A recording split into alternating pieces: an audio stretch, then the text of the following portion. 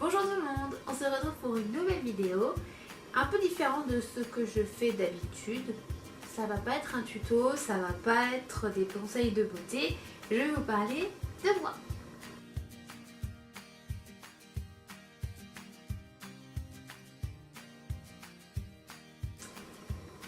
Dans cette vidéo, qui va être un peu différente de ce que j'ai l'habitude de faire, je vais vous parler de mon bac, ce que j'ai fait après le bac, dans quelle école je suis maintenant et mon métier, enfin mon futur métier. Vous allez voir, vous allez tout de suite comprendre ce que c'est. Et c'est parti. Donc le commencement. Donc depuis que je suis petite, j'avais pas trop d'idées de quoi je voulais travailler. Et en fait, j'ai toujours voulu travailler avec des enfants. C'est venu très tôt et je me suis un peu... j'ai regardé à peu près tous les métiers qu'il pouvait y avoir avec des enfants. Et le métier en fait de puéricultrice m'a beaucoup plu. Sauf que le problème, c'est que pour devenir puéricultrice, il faut être infirmière.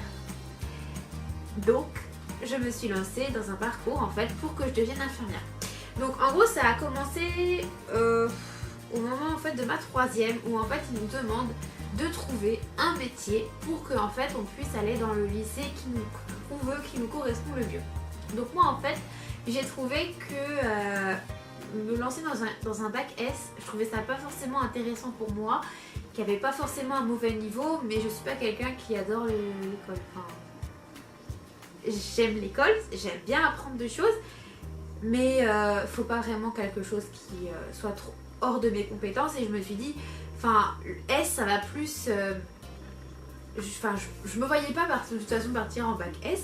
Donc en fait je me suis lancée dans un bac ST2S. Donc qu'est-ce que c'est le bac ST2S? C'est un bac sciences techniques du sang, sanitaire et social. Donc en gros, à quoi ça correspond? Donc ça correspond tout particulièrement à l'aspect la santé et du social au niveau... pas des soins techniques, vous ne faites pas du tout de soins techniques dans ce bac là, mais plutôt de la théorie. On va apprendre les caisses sociales, l'argent, comment elle est réglée, qu'est-ce qu'on peut faire pour aider les personnes, des choses comme ça.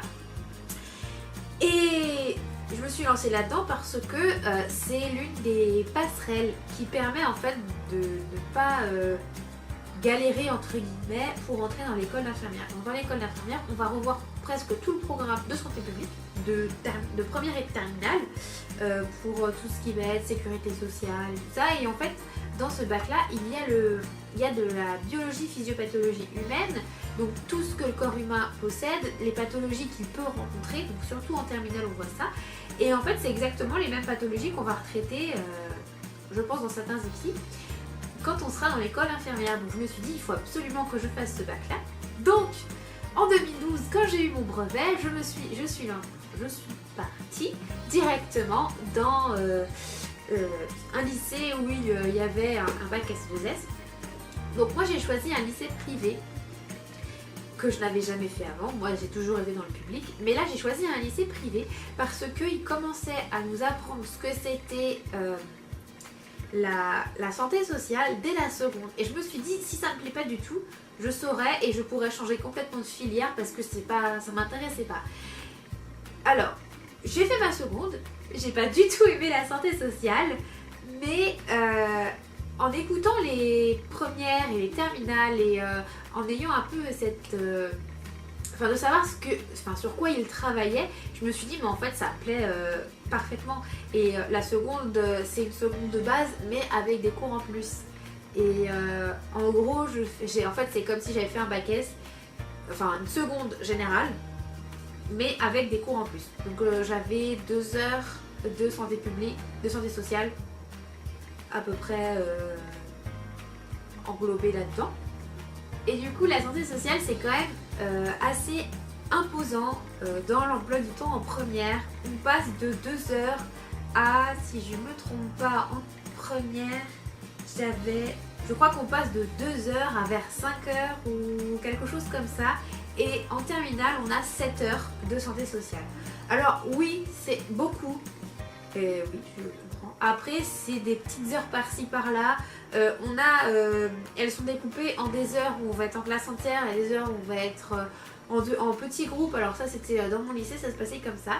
Et on avait également de la bio, et la bio, on avait des cours en TD, des cours en labo, et enfin voilà, on faisait des expériences, disséquer des cœurs, des trucs comme ça. Et ça permet beaucoup de avoir la vision du corps humain, qu'en S, en fait, on va parler de SVT, la nature, la terre, c'est très bien, mais ça ne me correspondait pas, et moi, je ne me voyais pas étudier un arbre, alors que je voulais étudier les cellules du corps humain. Donc, après mes 3 ans au lycée, j'ai passé mon bac. J'ai eu mon bac avec mention. Mais pendant ce temps-là, en fait, pendant que je passais mon bac, j'ai passé des concours infirmiers. Parce que pour rentrer en école infirmier, il faut passer des concours. Donc, j'ai passé mes concours.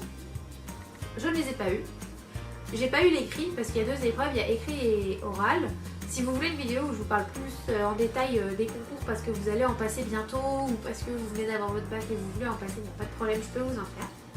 Et donc en revenant à mes concours, je les ai pas eu en terminale, mais de toute façon je m'en doutais que j'allais pas les avoir, j'avais plutôt été là-bas pour voir comment ça se passait et voir à peu près c'était quelles questions ils nous demandaient. Donc j'ai demandé en fait d'aller en prépa concours infirmier. Donc les prépas sont payantes. Il y en a quelques-unes qui sont gratuites, mais le lycée où j'étais avait une école supérieure. En fait, c'était les mêmes professeurs, du coup j'ai préféré garder mes professeurs que je connaissais. Mon prof de maths c'était le même, donc il me connaissait très bien et tout ça. Du coup j'ai préféré aller dans la même prépa. Et j'y ai passé de septembre jusqu'à début février. Les prépas c'est vraiment très court pour passer des concours. C'est bien, mais en même temps c'est pas forcément bien. On a très peu de cours dans la semaine.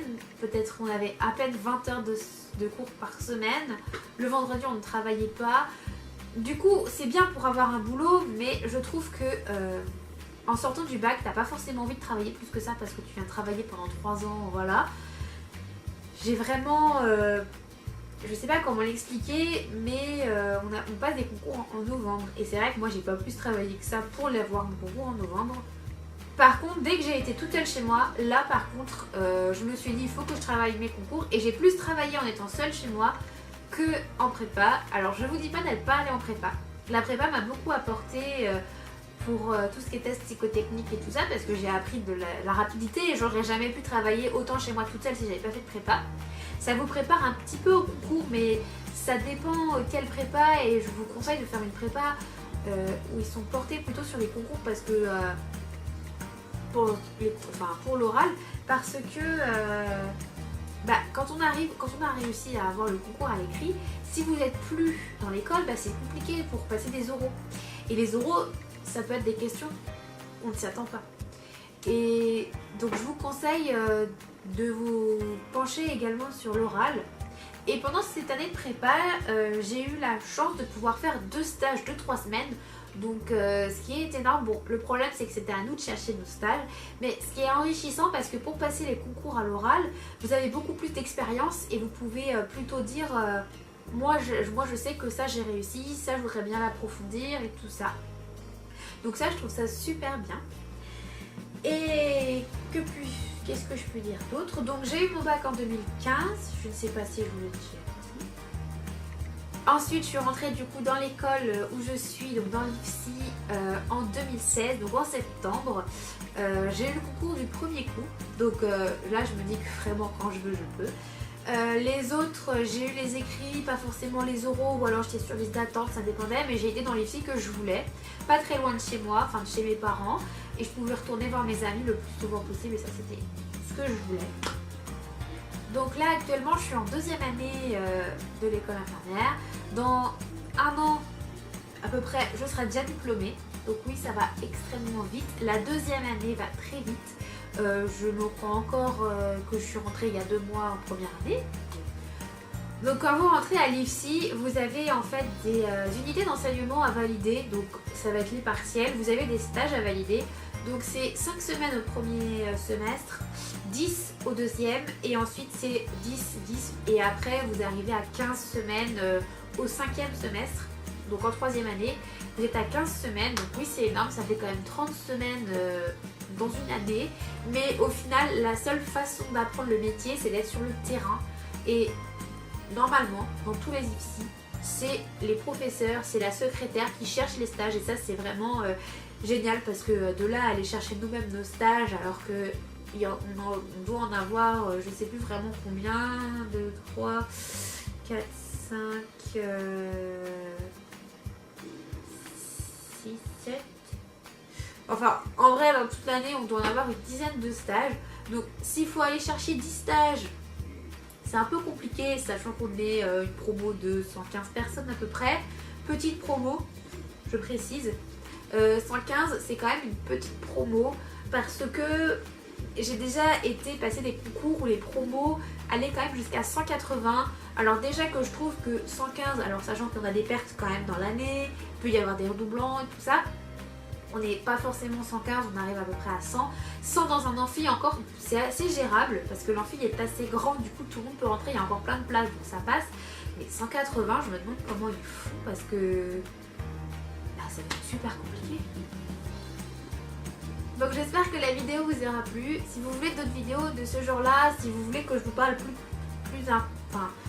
une plus grosse partie de mon bac, de mes concours, de l'oral ou encore de mes expériences de stage ou à l'IFSI en général, dites-le moi en commentaire, comme ça je vous referai une vidéo, il n'y a pas de problème.